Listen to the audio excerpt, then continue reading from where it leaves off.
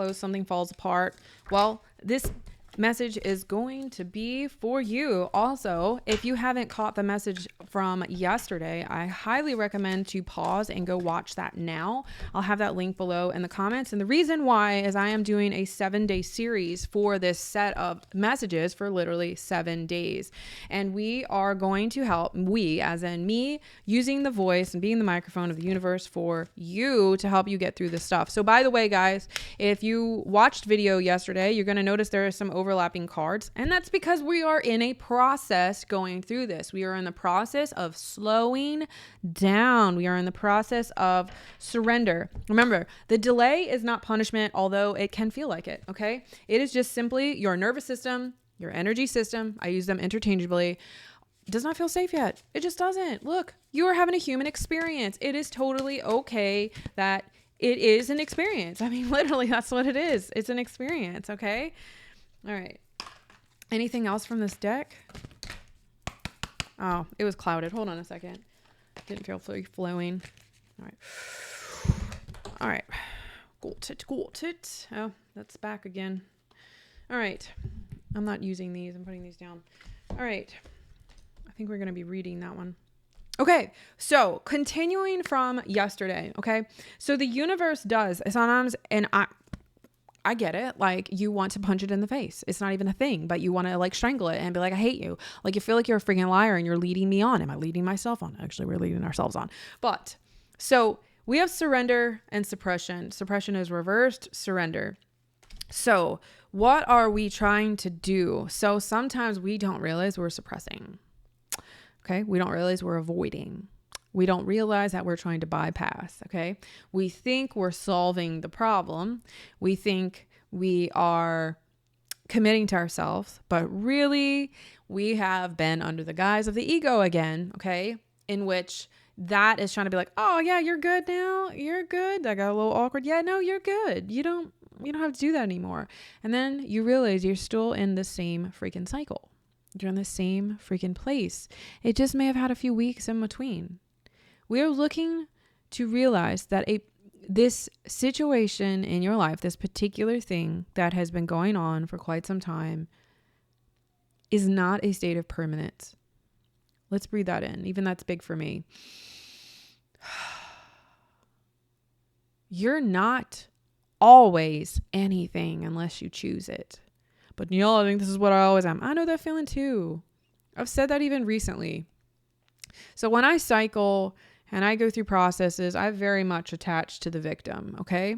I spent a lot of my existence in it, and that is also how I used to get attention from it. Because I felt so out of sorts, and I felt so disconnected from most people around me, and I always kind of felt a little different. And I mean, I still feel very different, but now I embrace that. I see that as actually a really great quality of myself, because most of the time I am very different. I don't really mask any, especially now, myself to feel ashamed of being myself. However, I do have to learn regulation. I have had to learn regulation because my nervous system, when it's by itself, yeah, and I don't have any type of triggers around me, I'm fantastic. Cool. I'm a human being. Human beings crave human interaction, even like freaking serial killers, okay? Like nobody wants to be in complete, pure isolation. That's why that's a form of punishment in prison, is going in self-confinement or whatever that's called. Like when you're completely just by yourself, sometimes with no light or any of that, it really messes with you. It really gets to you. So we're continuing the state of devotion that is needed for yourself. We are redefining independence and we are redefining leadership. Okay, we are redefining these things so that you can feel like you've actually created the death of something. So it's not just lingering like little threads in the background. This is not something to carry on for pride anymore. Like you have to accept that this is a huge part of yourself. And some of it is the way that you are allowing this situation to occur of self-responsibility. Okay, like especially if for many of you, it's going to be interchanged with like another person or people, especially if you have a partner. They may have a gambling problem or they may have a spending problem, or they may not communicate enough with you, or the way that they communicate is a different style than yours. This isn't so much about wrong or right. It's so much about How do we create something new from this? How do I understand what they're feeling? How do I understand that this creates a trigger inside of their body? How do I understand that the way that I approach that conversation did not make them feel valued, did not make them understood? Okay. Same thing of even lashing out at a boss. You don't pay me enough. You don't do these things.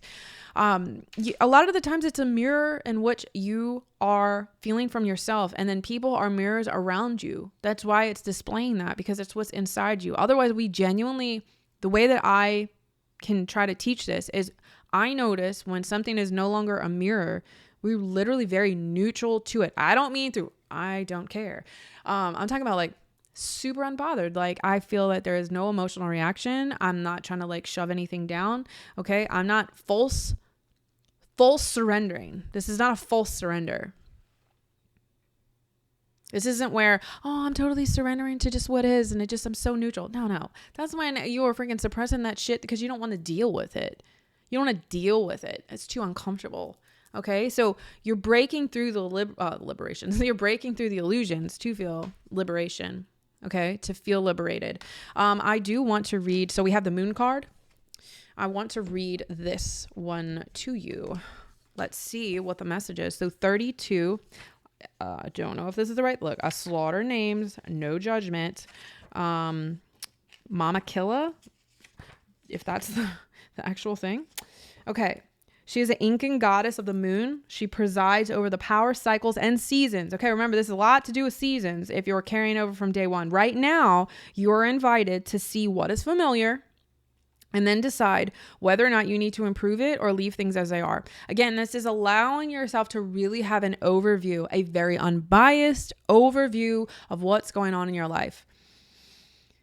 The answer to your inquiry can be found in the timing of things and the cycle you're in. You can apply the idea of natural cycles to relationships, creative projects, personal growth, and more. If you're honest with yourself, you will see that there is no way to control these cycles, only to use the creative energy they offer to help you. If your relationship is unclear yet, brimming with potential, you might turn to the new moon energy that shows up in the spring cycle of life. In that case, you just need to allow your relationship to grow naturally and be clear of your intentions. When your outer world seems to be slowing down, with obstacles rising up and temporarily blocking your every move, do not put up a resistance. Instead, take advantage of the need to rest. Again, video 1, to recalibrate your intentions as you wait for this cycle to change. No matter what, like the cycles of the moon, there is divine order in everything that is happening in your life right now. Once you know this, the goddess Mama Killa welcomes you to enter her divine moon dance of co-creation. Okay? So I think literally this was basically like the theme of this message, because I'm going to read this. I'm kind of like, holy shit. Sometimes you feel out of sync with life, frustrated that the universe isn't providing you with what you desire. Do you want what you want exactly how and when you want it, and feel like the great goddess is ignoring you? The universe is ignoring you. You may be wanting something to happen faster than it's meant to occur. What have we been talking about? Moving slowly. Remember, the conditions of your life are temporal and ever changing.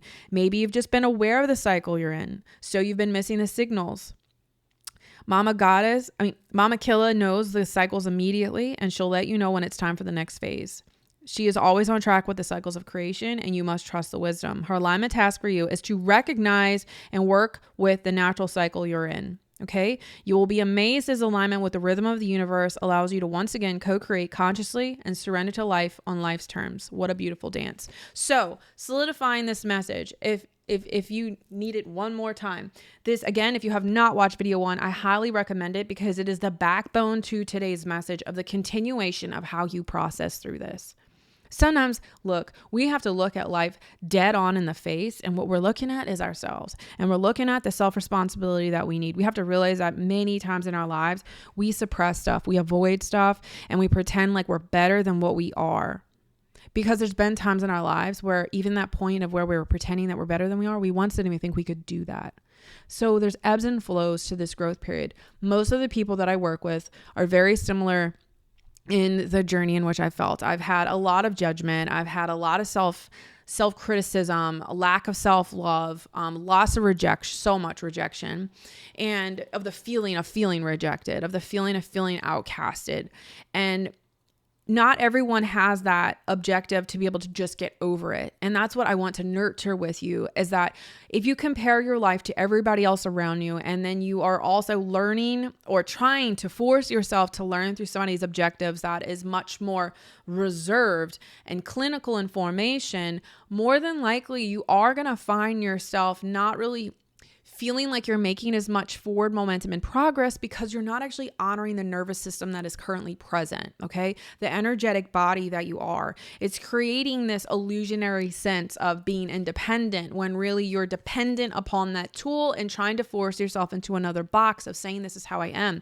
So by having lots of emotions or being an empath, I am not saying to not be that thing. For those that are like, oh, you're too emotional, you're too sensitive. No, that's why I used the word in the last video. You have to learn boundaries though.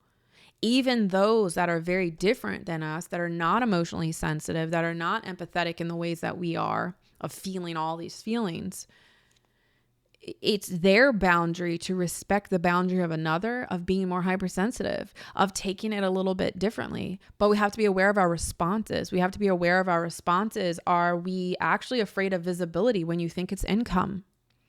Are you actually afraid of, in your career, if you get that raise, does that mean more responsibility? Can you handle that? I would like to apply for that promotion in my job, but oh shit, do I know what I'm doing? They might look at me and be like, oh, you suck. We have to talk to those parts. If your body is not feeling safe, it's not going to let you call that in. And the thing that you have to be devoted to is the stillness, okay? We're not used to that. We live in a world that has taught us to push, to move, to lose, to not have, to wish, to wonder, but not to be. This is the new revolution. This is why more and more you're hearing, and if you're in this world, you are hearing magnetically the new language that has been being taught for like 10 to 15 years now, more publicly. I mean, it's been around, but it was leaking slowly and slowly out there. And now, because of the beautiful gratefulness that I have towards technology, comes with some negatives, parallel, again, perspective, the messages are going out more. Okay, like you're being able to reach these spaces in these places in order to be able to really understand and get out of what is really good leadership for you.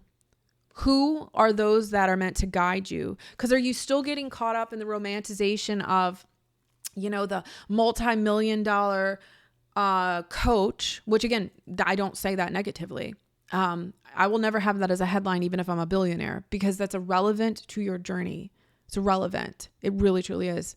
We get attached to the romanticization of it, and we forget that humaning is involved within it. Okay? We forget that.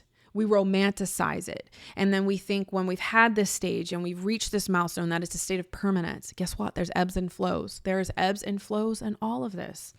And we have to discern the difference. Discerning the difference. And then you really do truly feel liberated. And no, you're not running out of time. No, it's not too late. It is happening exactly when it's meant to happen, as well as this message that you are hearing today.